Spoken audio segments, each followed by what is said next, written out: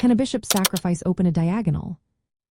Have you ever wondered if a bishop sacrifice can actually open up a diagonal in chess? This question dives into some fascinating tactics that can change the course of a game.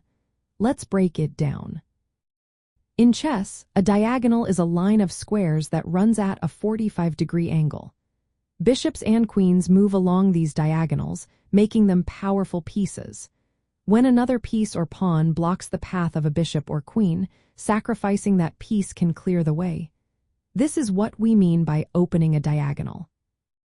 Now, a bishop sacrifice occurs when a player willingly gives up their bishop to gain a tactical or positional advantage. Sometimes, this sacrifice removes an obstacle that is blocking a key square or piece. However, since bishops also move on diagonals, sacrificing one does not always open a diagonal for another piece unless it was blocking the path for a queen or another bishop. A classic example is the Greek gift sacrifice, where a bishop is sacrificed on h7. This often opens the h-file for a rook or queen to attack, rather than a diagonal. However, if a bishop is blocking a diagonal for a queen, sacrificing it can indeed clear the way for a decisive attack. In practical terms, typical bishop sacrifices aim to expose the opponent's king or create threats that are hard to defend. The idea of opening a diagonal is more relevant when a pawn or piece, not the bishop itself, is in the way of another attacking piece.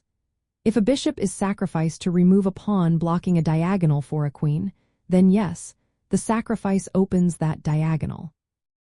At the grandmaster level, players look for chances where a bishop sacrifice can create open lines or force the opponent into a losing position.